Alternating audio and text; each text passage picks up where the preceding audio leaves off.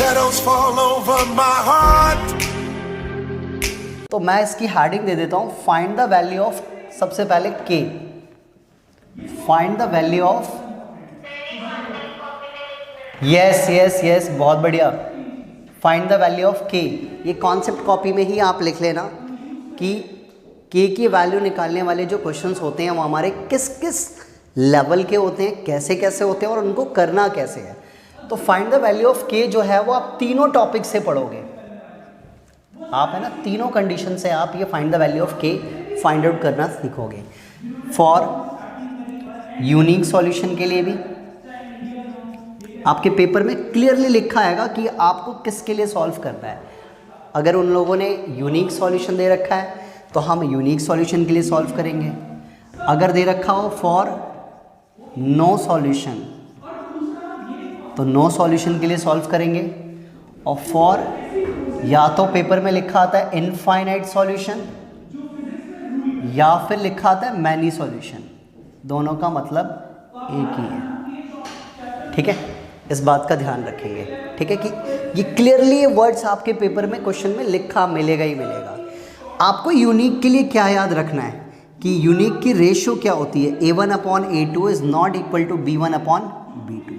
तो शुरू के दो इक्वल होते ही नहीं है, शुरू के दो जो होते हैं वो आपके इक्वल होते ही नहीं है। तो k की वैल्यू कभी भी आप सॉल्व करोगे ना तो k का answer always is not equal to any real value आएगी। k is not equal to any real value, जो भी k की वैल्यू फाइंड होगी वो क्या होगी, is not equal to real value होगी। ठीक है, मतलब इस वैल्यू को छोड़ के कोई और वैल्यू होती है, तो इस बात का ध्यान रखेंगे।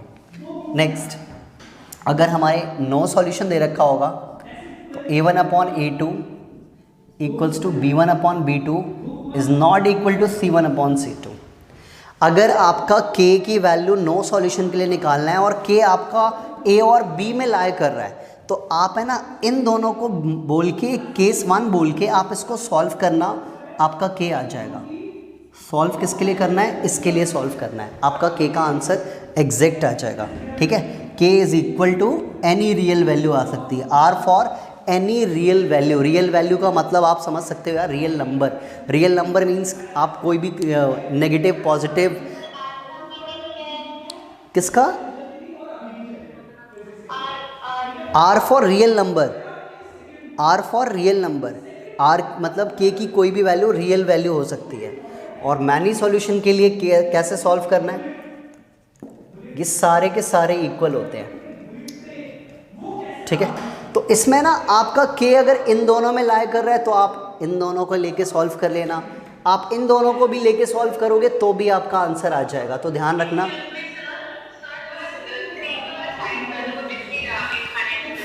ओके अनन्या देख लो। ठीक है कि आप है ना solve any case, solve any case, आप ये दोनों लेके भी सॉल्व कर सकते हो, ये दोनों, या फिर ये दोनों लास्ट के भी दोनों लेके सॉल्व कर सकते हो। तो इससे भी आपका k की वैल्यू कोई भी एक रियल वैल्यू आ सकती है।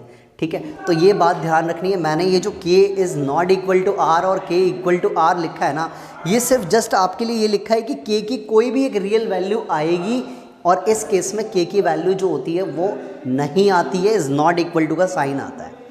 तो k की हेडिंग का क्वेश्चन सबसे पहले तीनों केसेस से आता है। हमारे एनसीईआरटी में यार सिर्फ एक ही क्वेश्चन दे रखा है एक्सरसाइज में, और वो है हमारा किसके लिए, वो है नो सॉल्यूशन के लिए, सिर्फ इसका केस है। तो हमें ये भी सीखना है और वो भी सीखना है। इसी के अंदर इनफाइनाइट सॉल्यूशन के अंदर ही आप ये भी याद रख लो कि एक और चीज़ सीखेंगे, find the values of a and b, find the values of a and b। ठीक है, या फिर p एंड q भी आ सकता है, या फिर m एंड n भी आ सकता है। कोई भी दो डिफरेंट वेरिएबल आपको दे सकते हैं यार कि इनकी वैल्यूज फाइंड करो, बट वो सिर्फ और सिर्फ, बाकी बच्चों को भी ब्लर आ रही है क्या? देखो जिस बच्चे को थोड़ा सा भी विजिबिलिटी में प्रॉब्लम लगती है ना, प्लीज़ एक बार रीजॉइन कर लिया करो, फिर वो इशू नेटवर्क का होता है और कुछ नहीं होता। तो हाँ जी तनीषा, अच्छा ओके क्लियर है। ओके याद रखना है कि सिर्फ मैनी सॉल्यूशन में ए और बी निकालने के लिए आता है, मतलब दो डिफरेंट वेरिएबल सिर्फ इनफाइनाइट सॉल्यूशन के लिए आता है, बाकी इन दोनों में सिर्फ एक ही सिंगल वैल्यू की के एम कुछ भी हो सकता है, एक ही वैल्यू निकालने के लिए आती है। तो ये कॉन्सेप्ट है पहले के का, और अब हम इसके क्वेश्चन स्टार्ट करते हैं। वन बाय वन एक एक केसेस को करेंगे, ठीक है, वन बाय वन हम एक एक केसेस को सॉल्व करना स्टार्ट करेंगे। तो पहले आप ये नोट डाउन कर लो बहुत अच्छे से।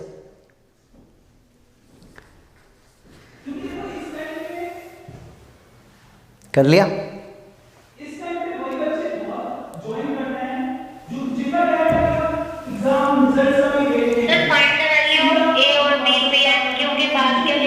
एम एंड एन, एम और एन की वैल्यू भी आ सकती है, कुछ भी हो सकता है, पी और Q, A and B, M और एन, यू एंड वी भी दे देते हैं कभी कभार वो लोग, ठीक है।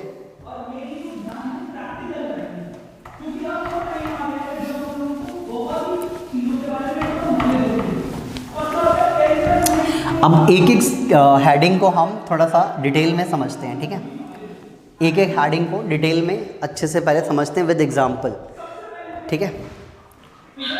हाँ जी दैविक।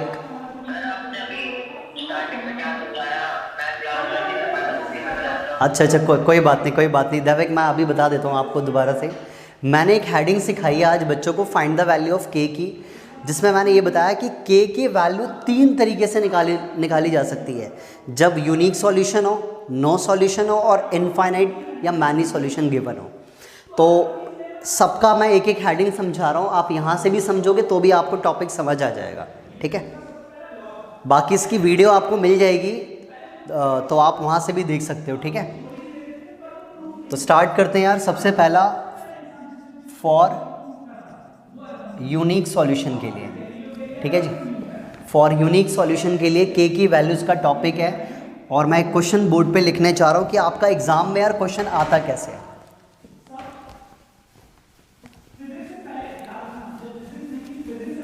लास्ट ईयर हमारे ना 1 मार्क्स के टोटल 16 क्वेश्चन आते थे, 16 क्वेश्चंस पैटर्न जो था, ठीक है। तो उन 16 क्वेश्चंस में इस चैप्टर से के की वैल्यू हर एक के, अभी तक जितने भी बच्चों के प्री बोर्ड एग्जाम्स हुए थे सबके एग्जाम्स में बेटा ये वाला टॉपिक गारंटेड होता था कि एक नंबर में एक क्वेश्चन जरूर आएगा के की वैल्यू निकालने वाला। तो देखते हैं क्वेश्चन यूनिक सॉल्यूशन का, ठीक है। मैं यहाँ पे क्वेश्चन लिख देता हूँ पूरा फ्रेम करके, ताकि आपको पता लग जाए कि क्वेश्चन आता कैसे है, ठीक है।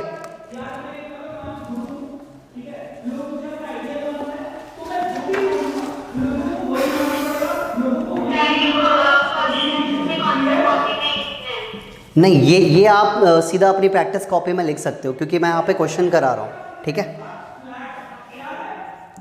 फाइंड द वैल्यू ऑफ की so that the following equations have unique solution, ठीक है। मैं यहाँ पे दो इक्वेशंस लिख देता हूँ, और इनके बिहाफ पे हमें क्या है, के x plus 2y equals to 5 and the second equation is 3x plus y equals to 1। तो मैंने यहाँ पे दो इक्वेशंस लिख दी हैं। इन दोनों इक्वेशंस में क्लियरली लिखा हुआ है कि equal equations have unique solution. तो यूनिक सॉल्यूशन गिवन है, तो अभी मैंने रेशियो बताई थी कि किन रेशियो को ध्यान में रखना है, सभी बच्चों को अच्छे से पता हो गया होगा। तो क्या दैविक आपको पता है यूनिक सॉल्यूशन की क्या रेशियो होती है?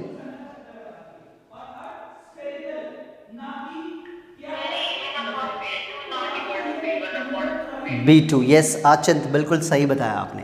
तो देखो ऐसे केसेस में जब भी कभी आपको के की वैल्यू निकालनी हो ना, your equation should be in standard form, जो हमारी रियल स्टैंडर्ड फॉर्म होती है ना, उसी फॉर्म में होनी चाहिए इक्वेशंस। तो हम अपनी शीट पे सबसे पहले ना इक्वेशंस उतारेंगे।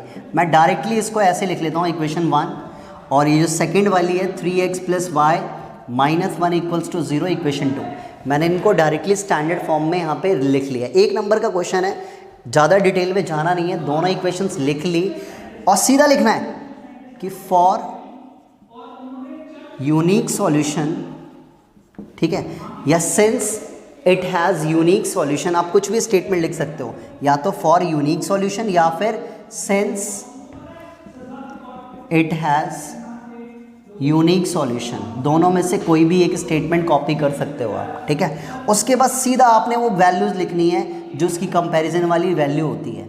A1 is not equal to A1 upon A2 is not equal to B1 by B2।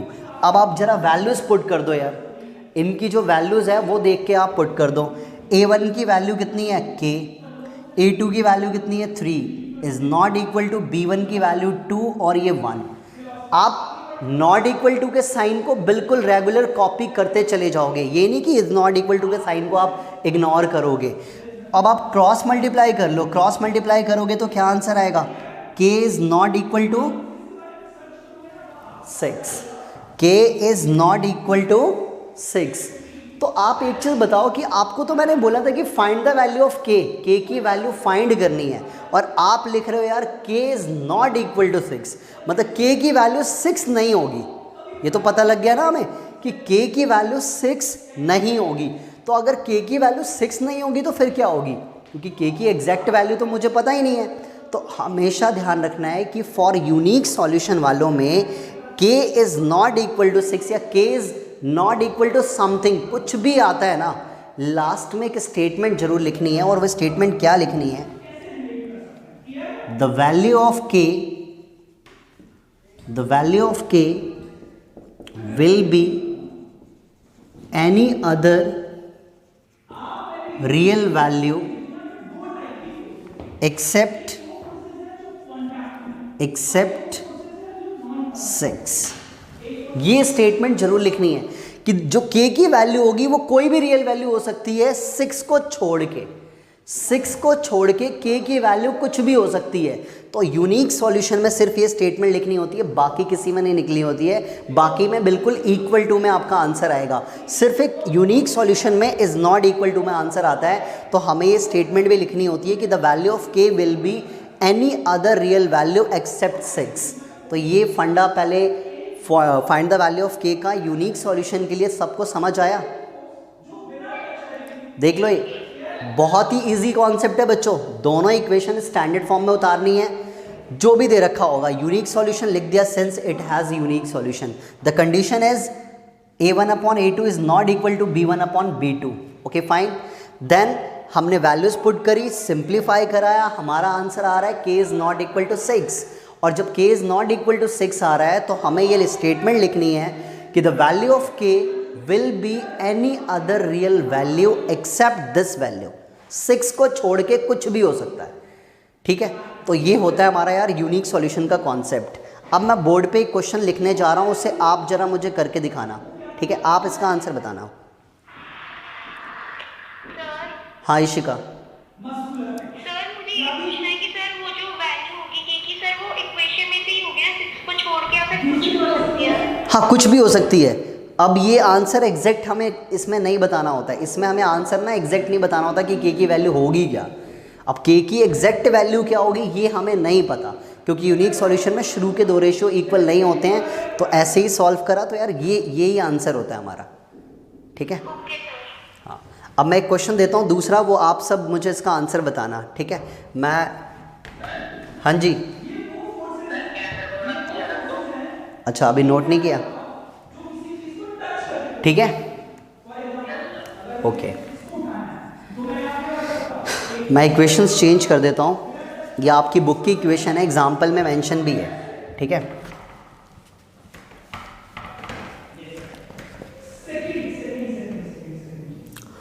Four x plus के वाई प्लस 8 इक्वल्स टू 0, ठीक है। 4x प्लस के वाई प्लस 8 इक्वल्स टू 0 और 2x plus 2y plus 2 equals to 0। ये रहा, इसका मुझे answer बताइए सभी, क्या होना चाहिए।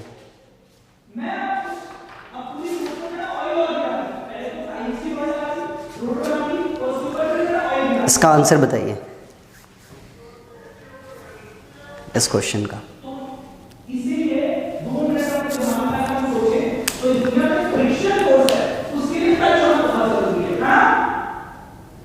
नोट कर लिया दैविक आपने ये सारा, ठीक है। अब इस क्वेश्चन का आंसर बच्चे, सारे बच्चे एक बार जरा इसको, आचिंत का बिल्कुल सही है, k is not equal to 4, equal to 4 नहीं Gargi, is not equal to 4।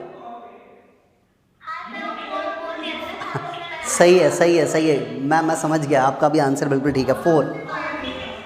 हाँ, k is not equal to 4 बिल्कुल सही आ रहा है आंसर। अगर जिस बच्चे ने भी कर लिया हो तो अपना क्रॉस चेक कर ले, k is not equal to 4। और आचिंत हमें स्टेटमेंट भी लिखनी है कि the value of k will be any other real value except 4। 4 को छोड़ के कोई भी एक रियल वैल्यू हो सकती है, ठीक है। हाँ जी, k is not equal to 4 ही इसका आंसर है। आया तनीषा आपका? वेदिता, अदिति,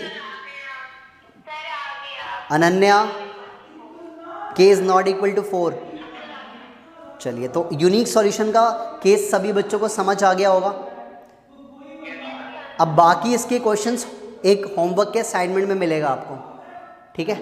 एक होमवर्क के असाइनमेंट में मैं आपको सेंड करूँगा, वहाँ से आप इसे नोट करना, ठीक है।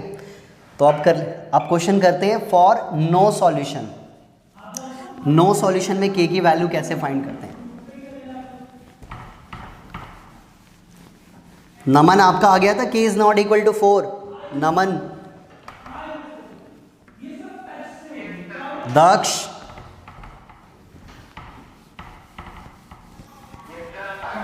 ठीक है। कोई मुश्किल तो नहीं लग रहा ना? क्रॉस मल्टीप्लाई तो करनी है, वैल्यूज पुट करनी है, क्रॉस मल्टीप्लाई करनी है, बस हो जाएगा।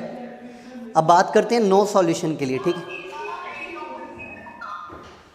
एक बार दोबारा बोलना, क्या कह रहे हो आप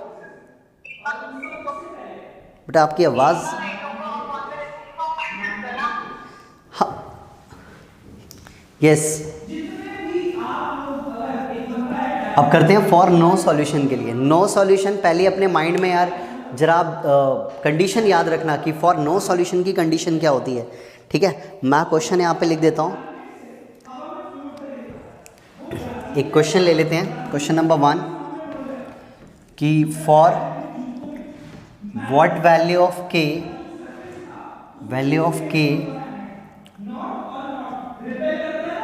इन इक्वेशंस, और आपकी इक्वेशंस है kx minus 5y equals to 2 and 6x plus 2y equals to 7 has no solution. तो हमें क्वेश्चन को सिर्फ रीड करते समय ना सिर्फ एक ही बात नोटिस करनी है यार पूरे क्वेश्चन के अंदर कि किस टाइप का सॉल्यूशन हमें गिवन है। यूनिक सॉल्यूशन गिवन है, नो सॉल्यूशन गिवन है, या इनफाइनाइट सॉल्यूशन गिवन है। तो क्लियरली लिखा हुआ है नो सॉल्यूशन, कोई बात नहीं। डायरेक्टली आप अपनी इक्वेशंस को स्टैंडर्ड फॉर्म में लिख लो, kx minus 5y minus 2 equals to 0। अब आप डायरेक्टली भी लिख सकते हो यार, आपने 5 एक्सरसाइजेस कर लिया, अब आपको पता है स्टैंडर्ड फॉर्म किसकी क्या लिखनी होती है, तो आप डायरेक्टली लिख सकते हो। और नेक्स्ट सेकंड वाला क्या है, 6x plus 2y minus 7 equals to 0, ठीक है। सेकंड इक्वेशन लिख देंगे कि since it has no solution, बिल्कुल करने का सेम वे वही रहेगा जो यूनिक में किया था हमने, ठीक है। तो a1 अपॉन में a2 is equal to b1 upon b2 is not equal to c1 upon c2। ये हमारी नो सॉल्यूशन की कंडीशन होती है, रेशियो की कंडीशन। इसको जरूर शो करना है, इसके मार्क्स हैं कि आप किस कंडीशन पे लेके चल रहे हो। अब वैल्यूज पुट कर दो, तो k अपॉन 6 माइनस 5 अपॉन में 2 is not equal to minus 2 by minus 7। अब ये तो is not equal to sign है और हमारा k जो है वो शुरू के 2 में लाई कर रहा है, तो हम सिर्फ स्टार्टिंग का जो ये है ना दोनों, इन्हीं को लेके सॉल्व कर लेंगे, हमारे k की वैल्यू आ जाएगी।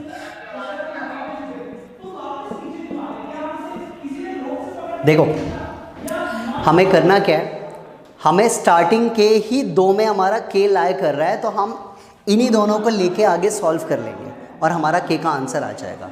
तो आप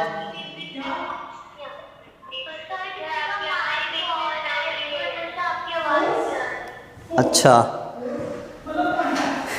एक मिनट रुक जाओ, अब पहले एक चीज़ बात कर लेते हैं। क्वेश्चन अच्छा, अब आ रही है आवाज़, क्लियर आ रही है? वो काफ़ी थोड़ा पास था ना, इस वजह से हो सकता है। ठीक है, तो अब एक चीज़ ज़रा सुन लो पहले कि जब आपने वैल्यूज़ पुट करी है उसके बाद आपने क्या करना है, क्रॉस मल्टीप्लाई करके के की वैल्यूज़ फाइंड करनी है। तो ये तो आपको आता है ना, क्रॉस मल्टीप्लाई करोगे क्या आंसर आ जाएगा, कितना आएगा, -15। ठीक है, मैंने डायरेक्टली आंसर लिखा है, आप तो यार सारे समझदार हो। 6 5 30, 30 को 2 से डिवाइड करा 15 आ गया। ठीक है, तो -15 आपका आंसर आ रहा है। तो ये चीज़ समझ आई कि कैसे सॉल्व करना है। इसमें ना इक्वल टू का साइन आता है, इसमें हमारा इक्वल टू का साइन आता है। ठीक है, तो ये हमारे नो सॉल्यूशन से के निकालने का कॉन्सेप्ट है कि स्नेहा 6 की मल्टीप्लाई -5 से करेंगे तो क्या आंसर आएगा, -5 × 6/2 नहीं हो जाएगा। ये 6 यहाँ पे डिवाइड में है तो 6 मल्टीप्लाई में चला गया और कितना आ गया, k = -30/2, 2 से कट गया 15, तो k = -15। अब मैंने पूरा डिटेल में कर दिया, अब तो किसी को कोई डाउट ही नहीं होना चाहिए। अब समझ आया स्नेहा? चलो अच्छी बात है। तो बाकी सभी बच्चों को नो सॉल्यूशन का वे पता लग गया, कैसे सॉल्व करना है k की वैल्यू के लिए। ठीक है, अब एक क्वेश्चन मैं बोर्ड पे देता हूँ, उसका आंसर आप लोग बताना। ठीक है, इसको सॉल्व ही नहीं करना, जब हमारा k इससे आ रहा है तो आगे सॉल्व करना ही नहीं है। ठीक है, लिखेंगे ना, कंडीशन तो लिखेंगे नो सॉल्यूशन की। भाई शुरू के 2 इक्वल बोलने से थोड़ा ना नो सॉल्यूशन की कंडीशन होती है। हम तो यार जब तक ये नहीं दिखाएंगे कि b1/b2 is not equal to c1/c2, हम ये बोल ही नहीं सकते कि नो सॉल्यूशन है। तो कंडीशन तो पूरी मेंशन करनी है हमने। सॉल्व किसको करना है, इक्वल टू वाले को सॉल्व करना है। समझ आ गई बात? ठीक है, अब आपके सामने एक और मैं क्वेश्चन लिख देता हूँ। वैसे तो आपकी नहीं, इनमें कोई स्टेटमेंट नहीं लिखनी गार्गी, सिर्फ यूनिक वाले में लिखनी है। जब k is not equal to something हो तब स्टेटमेंट लिखनी है, इसमें नहीं लिखना है। अब इसका क्वेश्चन नंबर 2 लेते हैं। ठीक है, इसका क्वेश्चन नंबर 2 लेते हैं, तो देखते हैं ये वाला कितने बच्चे फिर कर पाते हैं। इसकी इक्वेशन है 2x + ky = 11। ठीक है, और दूसरी इक्वेशन आपकी है, सॉरी,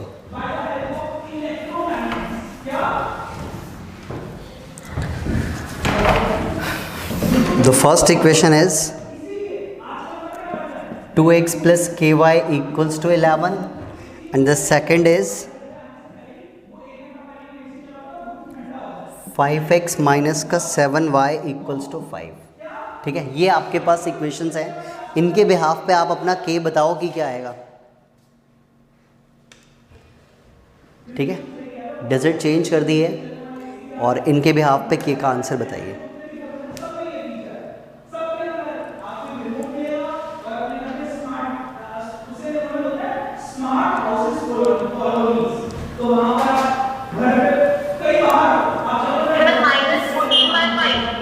बिल्कुल सही है तनीषा, वेरी यस, दोनों का आंसर बिल्कुल सही है, तनीषा एंड आचंत, -14/5।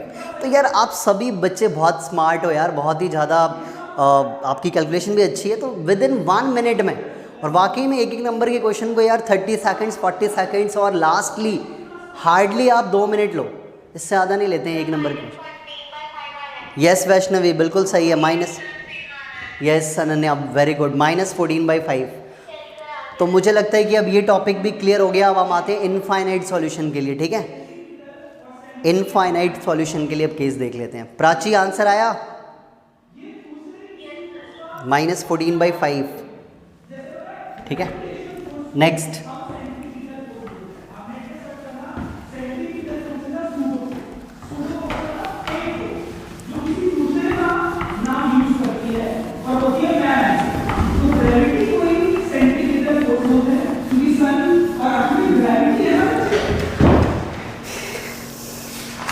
अब बात करते हैं for many solution.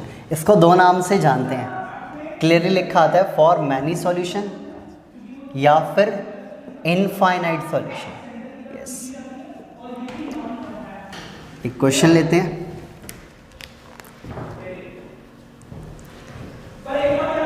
To x plus 3y minus 5 equals to 0। मैं डायरेक्टली इक्वेशंस लिख रहा हूँ, ठीक है, मैं डायरेक्टली इक्वेशंस लिख रहा हूँ। आपको पता है ना कि स्टेटमेंट में कैसे क्वेश्चन आता है, तो मैं स्टेटमेंट ही लिख रहा हूँ सीधा। The next is 6x plus KY minus 15 equals to 0। ये दो इक्वेशंस दे दी है और मैनी सॉल्यूशन के लिए K निकालना है। तो सबसे पहले तो ये लिख देंगे कि since it has many solution so A1 by A2 equals to B1 by B2 equals to C1 by C2। तीनों की रेशोज इक्वल होती है। तो पहले तो वैल्यू पुट करेंगे, 2/6 3/K, बड़ी जल्दी फाइंड कर लिया आपने तो, माइनस 5/15। यस, बिल्कुल ठीक है, K इक्वल्स टू 9। वाह, मतलब मुझसे भी पहले कर लिया। अच्छा, एक चीज़ और भी आप लोगों को क्लियर कर दूं, K इक्वल्स टू 9 जितने भी बच्चे बता रहे हैं शायद मे भी वो फर्स्ट केस को ही सॉल्व करके बता रहे होंगे।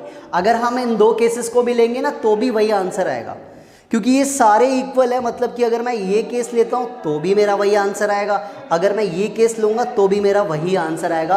आप चेक कर सकते हो, ठीक है। तो मैं ऐसा करता हूँ, मैं स्टार्टिंग के दो केसेस ले लेता हूँ। तो 2/6 इज इक्वल टू 3/K को सॉल्व करेंगे तो ये हो गया आपका 2K इक्वल्स टू 6 3 18, और जब 18 को हम डिवाइड करेंगे 2 से तो 9 आंसर आ गया। तो K इक्वल्स टू 9 आ गया हमारा, ठीक है। और अगर मैं ये सेकंड केस भी लेके सॉल्व करूँगा ना तो भी मेरा आंसर 9 ही आएगा।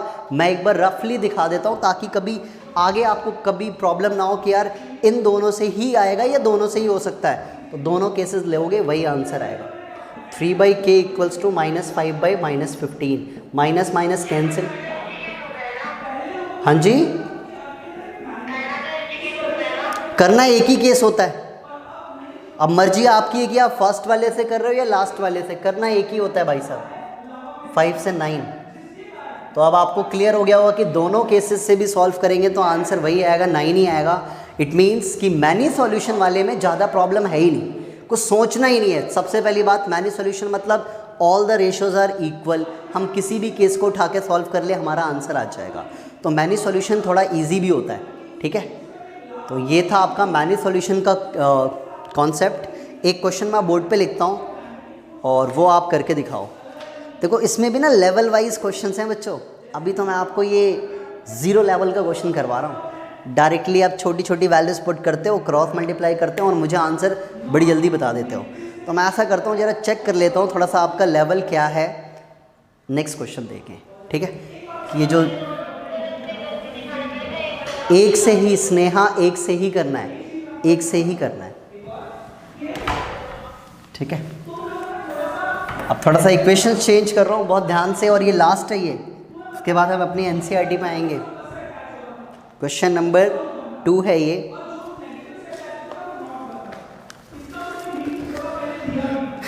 The first equation is 2x minus 3y equals to 7, ठीक है। इसको -7 ही लिख लेता हूँ, equals to 0, equation 1। And the second is k plus 2x minus bracket में 2k plus 1y equals to था, तो मैं इसको इधर लेके आ जाता हूँ, -3 ब्रैकेट में 2k माइनस 1 इक्वल्स टू 0। तो ये दो इक्वेशन है, इस बार बहुत ध्यान से करना, ठीक है, बहुत ध्यान से।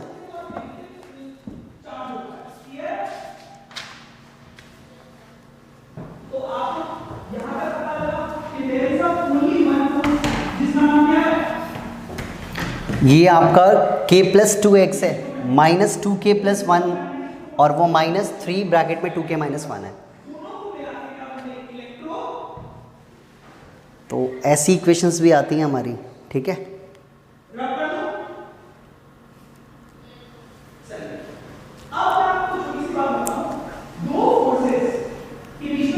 बस कैलकुलेशन बहुत ध्यान से करना।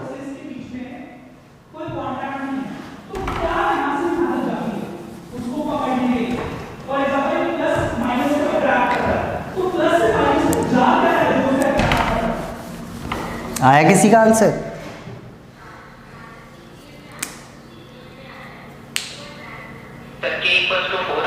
बिल्कुल सही है दक्ष। यस, k इक्वल्स टू 4, बिल्कुल सही। वेल गुड दक्ष, वैष्णवी और भी जिन बच्चों ने बताया यार k equals to 4 is the correct. तो कर लोगे। मेन चीज़ है आप लोग की कैलकुलेशन तो बहुत अच्छी है ना भाई। वैल्यूज़ बस ये ध्यान रखना है 2 अपॉन में k प्लस 2 लेना है, -3 अपॉन में -2k प्लस 1, माइनस से माइनस कट कर देना, क्रॉस मल्टीप्लाई करो, k की वैल्यू आ जाएगी। अगर मैं सपोज दैट यहाँ से सॉल्व करता हूँ तो 2 अपॉन में k प्लस 2, -3 अपॉन में माइनस और ब्रैकेट में ही रखेंगे इसको 2k प्लस 1 को, और नेक्स्ट स्टेप में -7 और -3 ब्रैकेट में 2k माइनस 1, ये माइनस माइनस भी कट कर दो, ये माइनस माइनस कट हो गया एक तरीके से। अब जब आप इसे सिंप्लीफाई करोगे तो स्टार्टिंग के 2 टर्म्स ले लो और इनकी आप करा दो यार क्रॉस मल्टीप्लाई। क्रॉस कराने चाहोगे 3k प्लस 6 और इधर आ गया 4k प्लस 2, तो 3k माइनस का 4k, इधर आ गया 2 minus 6, minus k equals to -4, minus minus cancel, k की वैल्यू आ गई 4। तो समझ आ गया कि किस तरीके से सॉल्व करना है। ठीक है, k इक्वल्स टू 4 सभी बच्चों का आ रहा होगा। अगर मैं ये दोनों केसेस भी लेता तो भी आंसर वही आता। ठीक है, तो जो इजी आपको दिखाई दे आप उसको लेना। ठीक है, मुश्किल वाले को नहीं।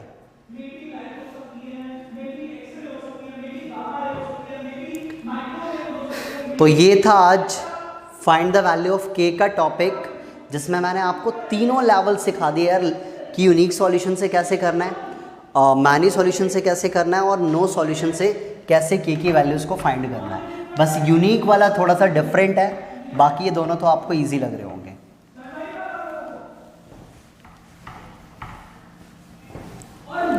चैतन्य, आपको समझ आया आज के तीनों लेवल?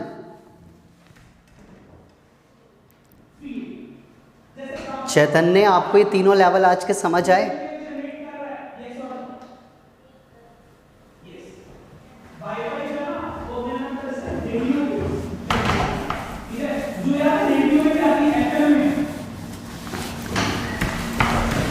चलिए कोई नहीं। अब देखो एनसीईआरटी में ना मैं अभी एंट्री इसलिए नहीं करना चाह रहा हूँ क्योंकि यार एक कॉन्सेप्ट और भी था मैनी सॉल्यूशन के अंदर। याद है आपको, मैंने अभी एक थोड़ी देर पहले एक और भी चीज़ लिखवाई है, find the value of A and B का कॉन्सेप्ट देखा था अभी। तो मैं सोच रहा हूँ उसको भी अभी सिखाई देता हूँ, क्योंकि जितना आप पहले से सीख लोगे बुक में आने से पहले, अब पर्टिकुलर एक क्वेश्चन है, क्वेश्चन नंबर 2 का फर्स्ट पार्ट, मैं वहाँ ए और बी सिखा दूँ और बाकी बच्चों को वहाँ कुछ समझ ही नहीं आए तो कोई फ़ायदा नहीं है। बेटर इज़ कि पहले उसका पूरा होल कॉन्सेप्ट समझ ले, फिर मुझे क्वेश्चन कहीं से भी दे दिया जाए हम क्वेश्चन कर लेंगे। तो पहले ए और बी का कॉन्सेप्ट जो होता है, यानी 2 वैल्यूज़ का कॉन्सेप्ट जो होता है, वो आप पहले बोर्ड पे समझ लो। Find the values of A and B.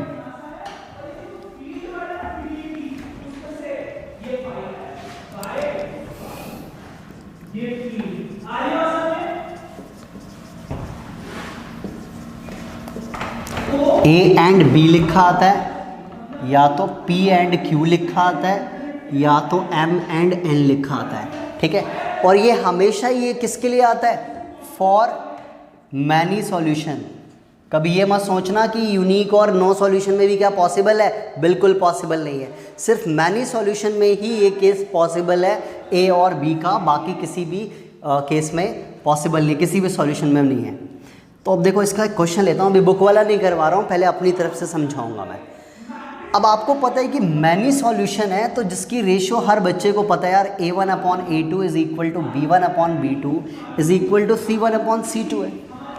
तो यहाँ पर क्लियरली क्या दिख रहा है कि आपके 2 केसेस बन सकते हैं। अगर मैं शुरू के 2 को लेके सॉल्व करूँ उससे मेरा एक केस बन जाएगा, लास्ट के 2 को लेके सॉल्व करूँ उससे एक और केस बन जाएगा, और क्या पता इनको सिंप्लीफाई करते ही मेरा ए और बी का आंसर आ जाए। अगर नहीं आएगा तो इक्वेशंस बनेंगी, उन्हें आप इक्वेशन नंबर 3, 4 दे देना और उनको एलिमिनेशन से सॉल्व कर लेना, आपका ए और बी आ जाएगा। ठीक है, एक केस हम और भी सॉल्व कर सकते हैं बच्चों, ये इक्वल्स टू ये।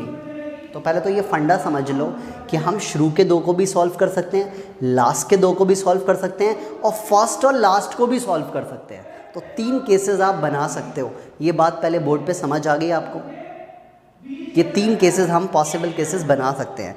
मैं लिख देता हूँ कि केस वन बच्चा a1/a2 is equal to b1/b2 भी सॉल्व कर सकता है। केस 2 में बच्चा चाहे तो यार b1/b2 is equal to c1/c2 के लिए भी सॉल्व कर सकता है। द केस थर्ड में बच्चा चाहे तो यार स्टार्टिंग और लास्ट वाले को सॉल्व कर सकता है।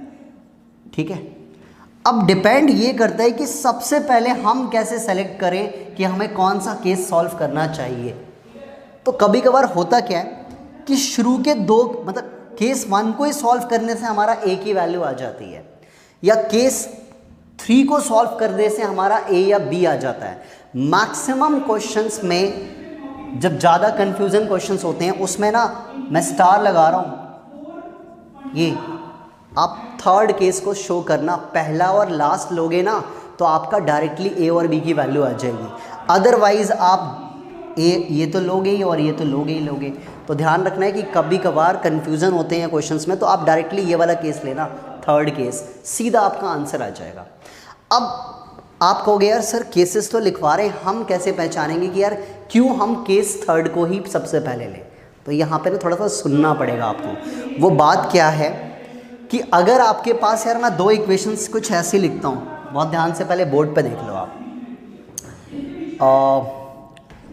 2a प्लस 2ax प्लस और 3by इक्वल्स टू 2, और एक इक्वेशन ले लेता हूँ मैं 4x plus 6by equals to 8। मैंने ये क्या 2ax, ठीक है, 2ax plus 3by equals to 2 और 4x plus 6by equals to 8, और मैंने सॉल्यूशन है a और b की वैल्यूज़ निकालनी है। तो आप सोचो यार अगर ये वाला केस जो है, अगर मैं इसको डायरेक्टली इसके साथ सॉल्व कर दूंगा तो इसमें b की तो कोई बात ही नहीं हो रही है, डायरेक्टली क्रॉस मल्टीप्लाई करते ही मेरा a का आंसर आ गया। तो ये आपने खुद भी पहले रीड करते समय ना जज कर लेना है कि मैं पहले कौन सा केस लेना बेटर है। तो आप समझ में आ रहा है कि आप देखो इसमें ना कोई a और b है ही नहीं, तो आप इसको और इसको सॉल्व कर लो, आपका a आ जाएगा, और आप इसको सॉल्व कर लो, आपका b आ जाएगा। इस वाले केस को लेने की ज़रूरत भी नहीं पड़ी। तो ये क्वेश्चंस पे डिपेंड करेगा कि हमारा क्वेश्चन किस फॉर्म में बिलोंग करता है। तो पहले आपको ये थोड़ा सा रफली चीज़ें समझ आएगी कैसे स्टार्ट करना है क्वेश्चन, समझ आया ये पहले। अब एक पर्टिकुलर क्वेश्चन लिखने जा रहा हूँ जो फिर हम डिसाइड करेंगे कौन सा केस पहले लेना बेटर है। तो क्वेश्चन सामने आपके लिख रहा हूँ, पहले आप ये रफली चाहो तो थोड़ा बहुत नोट भी कर सकते हो, या इसकी वीडियो आपको आएगी, स्क्रीनशॉट वहाँ से ले सकते हो आप, ठीक है।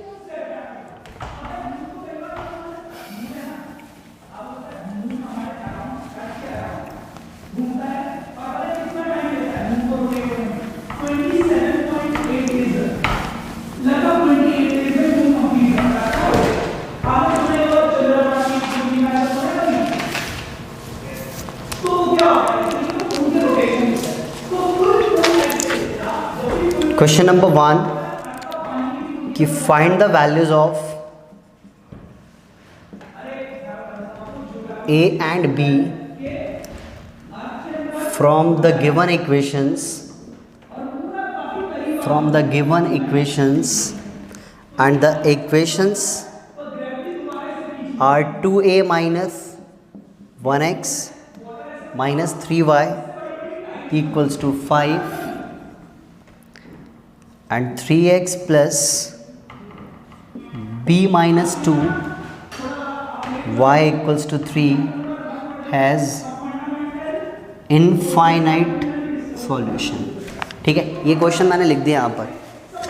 अब आप अपनी इक्वेशंस को बहुत ध्यान से देख लो यार, पहले तो ये स्टैंडर्ड फॉर्म में नहीं है, हम डायरेक्टली स्टैंडर्ड फॉर्म लिख सकते हैं, ठीक है।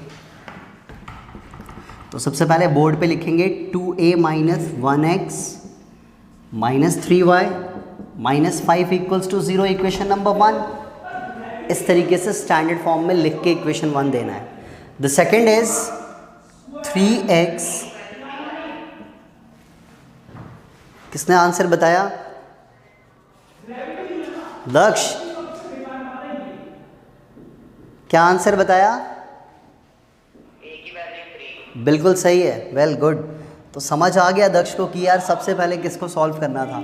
ओके, कौन सा केस लिया था दक्ष सबसे पहले? हाँ, फर्स्ट और थर्ड वाला लिया होगा। अब लिख देंगे यहाँ पर कि सिंस इट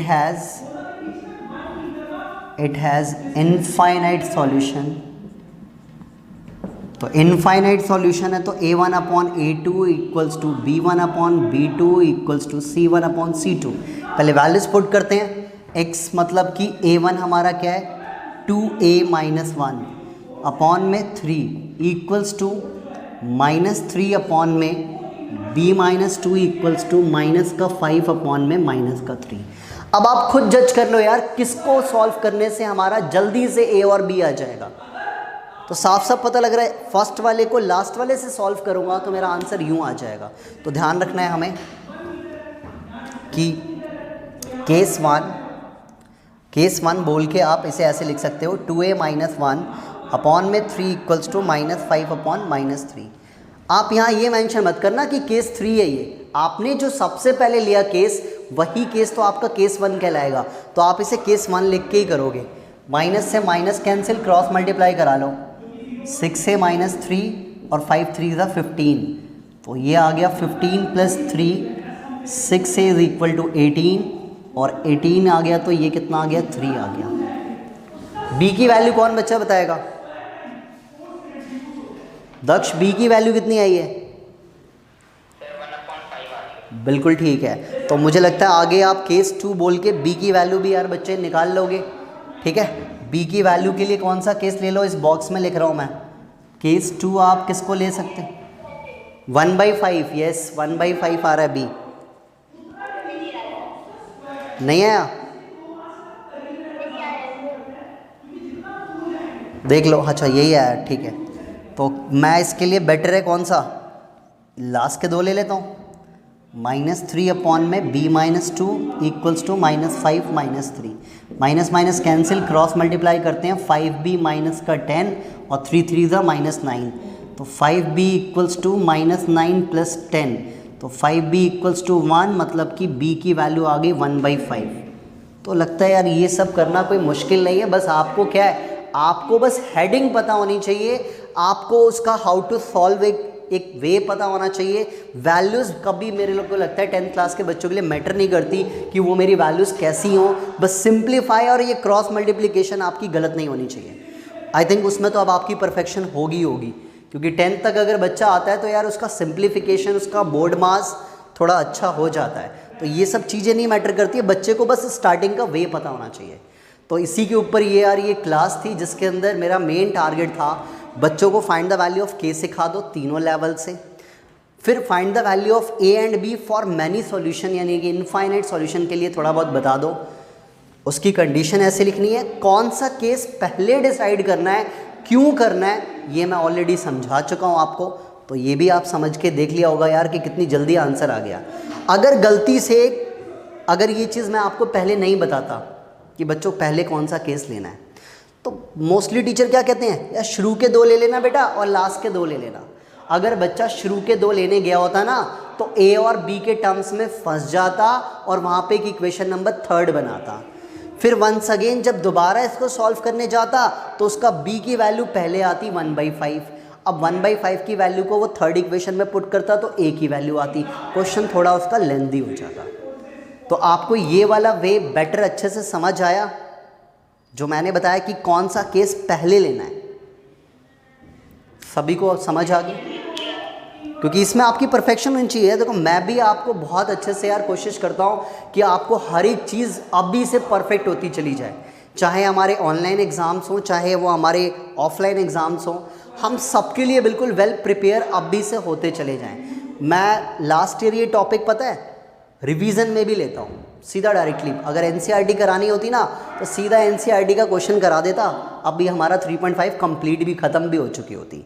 बट आज आपको एक हेडिंग सिखाने का मेरा पर्पस ये था कि आप कभी भी जब ये हेडिंग्स में के की वैल्यू देखो तो सिर्फ बुक में सिर्फ उन्होंने नो सॉल्यूशन दे रखा है, और अगर आपके पेपर में यूनिक सॉल्यूशन आ गया तो आप तो कहोगे यार सर ने तो नो सॉल्यूशन ही सिखाया था, यूनिक सॉल्यूशन तो पता ही नहीं है मुझे। तो इसलिए आज इस पूरा मैंने ये अच्छे से बताया, इसके ऊपर आप थोड़ा वर्क करना। इसका एक असाइनमेंट मैं सेंड करूँगा, उस असाइनमेंट के आप क्वेश्चंस कर लोगे तो ये पूरा टॉपिक परफेक्ट है, मेरी गारंटी है। अब एनसीईआरटी में एंट्री हम करेंगे। अब आपके लिए वो एनसीईआरटी पता है इजी लगेगी। एनसीईआरटी में अब एंट्री करते हैं और वो आपको बहुत इजी लगने वाली है, ठीक है। ये कर लिया सबने नोट?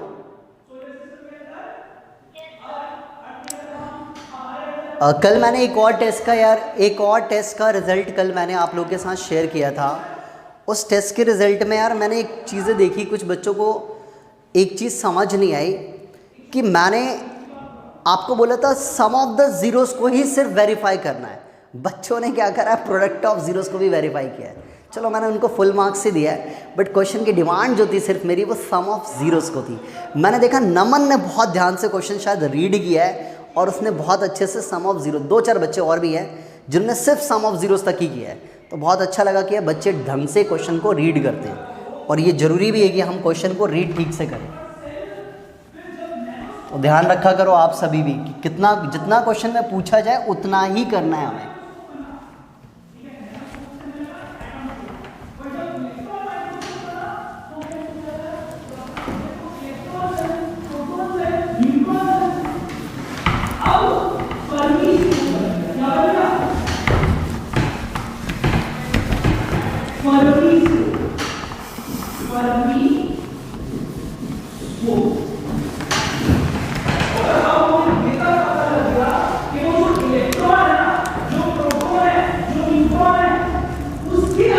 एक्सरसाइज 3.5 का क्वेश्चन नंबर 2 स्टार्ट करते हैं, ठीक है। अब आपको क्वेश्चन नंबर 2 मुझे लगता है बहुत इजी लग रहा होगा। Find the values of A and b does the pair of following linear equation have infinite number of solution. तो इनफाइनाइट सॉल्यूशन के लिए तो ए और बी निकालना ही होता है, अब ये भी सीखा भी हमने। तो पहले इक्वेशंस उतार लेते हैं। 2x + 3y - 7 = 0 इक्वेशन 1 कर लेते हैं, ठीक है। और सेकंड क्या है, a - bx + a + by equals to में इतना कुछ है तो आप है ना माइनस लगा के इस पूरे को ब्रैकेट में ले लेना। इक्वल टू के बाद जितनी भी टर्म्स हों उन सबको उठा के एक सिंगल ब्रैकेट में ले लेना और बाहर में माइनस लगा देना। आप समझो आपका कांस्टेंट टर्म आ गया। तो 3a + b - 2, इनके साइन चेंज नहीं करना है, आपने ब्रैकेट लगा के बाहर माइनस लगा दिया, मतलब बात एक ही है। तो ये क्लियर हो गया कि पहले इसको लिखना कैसे था। चलो अब जरा देखते हैं कौन सा केस सबसे इंपॉर्टेंट इसमें बनने वाला है। अगर मैं स्टार्टिंग के 2 केसेस लेता हूँ तो देखता हूँ इसमें ए बी है, इसमें भी ए बी है, कोई फ़ायदा नहीं है, मेरा निकलेगा ही नहीं डायरेक्टली। अगर लास्ट के भी 2 लेता हूँ तो भी क्या देख रहा हूँ, इसमें भी ए बी है, इसमें भी, मतलब अब आप बिल्कुल बच नहीं सकते कि फर्स्ट और थर्ड ले लो तो ईजिली आंसर आ जाएगा। अब आपको थोड़ा लेंदी करना ही पड़ेगा। तो लिख देते हैं since it has infinite solution, so a1 upon a2 is equal to b1 upon b2 is equal to c1 upon c2। Values put करते हैं। 2 अपॉन में a माइनस बी, b1 की वैल्यू है 3 अपॉन में a प्लस बी, और c की value है minus का 7 अपॉन में माइनस ब्रैकेट में 3a प्लस b माइनस 2। तो ये पहले मैंने वैल्यूज पुट कर दी हैं। अब मेरे को पता है कि मैं कोई भी केस लूँगा डायरेक्ट आंसर नहीं आने वाला है, तो केस 1 स्टार्टिंग के 2 लेने जा रहा हूँ। 2 अपॉन में a माइनस बी, 3 अपॉन में a प्लस बी, और क्रॉस मल्टीप्लाई कर लेते हैं यहाँ से, देखते हैं क्या रिज़ल्ट आता है। इसकी मल्टीप्लाई इससे करेंगे तो 3a माइनस का 3b, और इधर आ गया 2a प्लस 2b।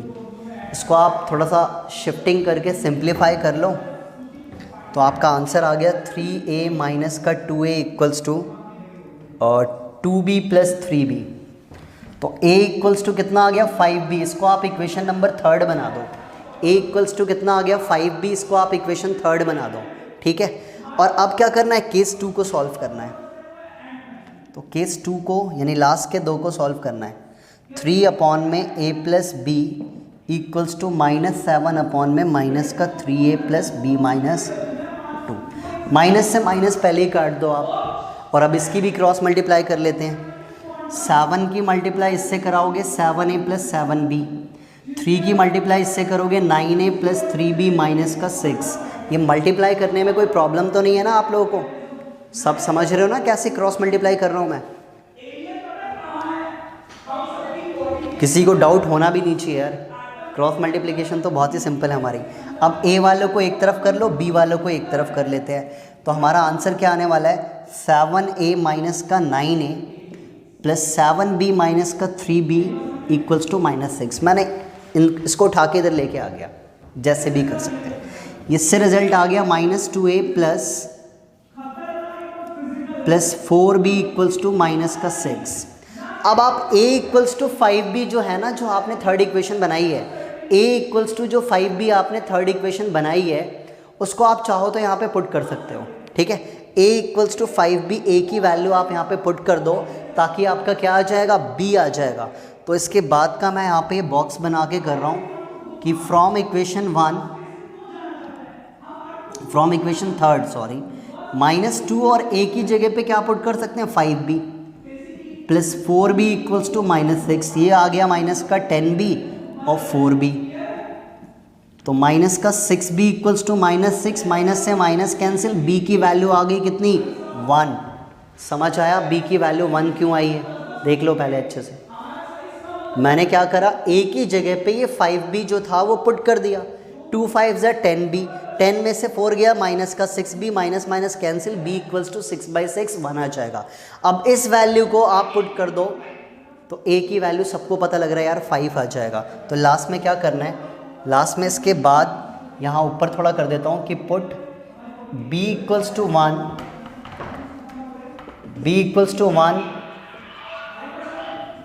तो a इक्वल्स टू 5 × 1, मतलब a की वैल्यू आ गई 5। तो देखो ये सब चीज़ें जो है ना, ये सब्स्टिट्यूशन का खेल है।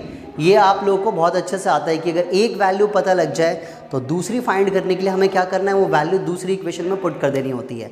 तो मेरा b का वैल्यू 1 आया, उसको थर्ड इक्वेशन में पुट कर देंगे तो a इक्वल्स टू 5 × 1 5 आ जाएगा।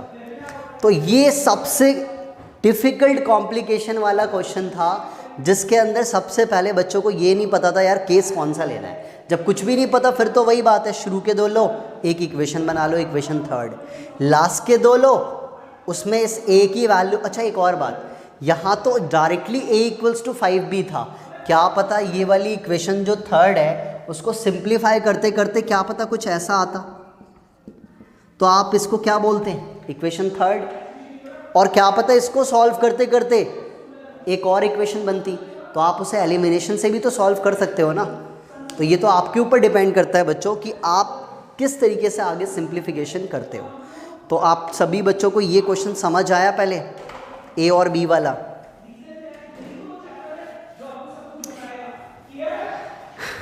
चैट बॉक्स में आप लिख सकते हो यार कि समझ आया कि नहीं आया। और अगर किसी को कोई भी डाउट हो तो आफ्टर क्लास मुझे व्हाट्सएप पे पूछ लेगा, मैं आज या कल मॉर्निंग तक आपको इसका एक असाइनमेंट सेंड कर दूंगा। उस असाइनमेंट में आपके ऑल टाइप के लेवल है, यूनिक का भी है, मैनी का भी है, नो सॉल्यूशन का भी है, और साथ में a और b वाले भी हैं। तो आपको मैं होमवर्क की वो पूरी सीरीज़ सेंड कर दूंगा, ठीक है। तो एक तो आपको होमवर्क में याद रखना है, आपको एक असाइनमेंट सॉल्व करना है, और दूसरा क्वेश्चन नंबर 2 का सेकेंड पार्ट आपका होमवर्क है। बस आज का होमवर्क है क्वेश्चन नंबर 2 का सेकेंड पार्ट, यानी इसी क्वेश्चन का सेकेंड पार्ट जिसमें आपसे बोला है नो सॉल्यूशन के लिए k की वैल्यू निकालनी है। तो आज का आपका होमवर्क एक तो ये 2 का सेकेंड, और जो असाइनमेंट मैं सेंड करूँगा वो आपने करके मुझे सेंड करना होगा नेक्स्ट क्लास से पहले, ठीक है।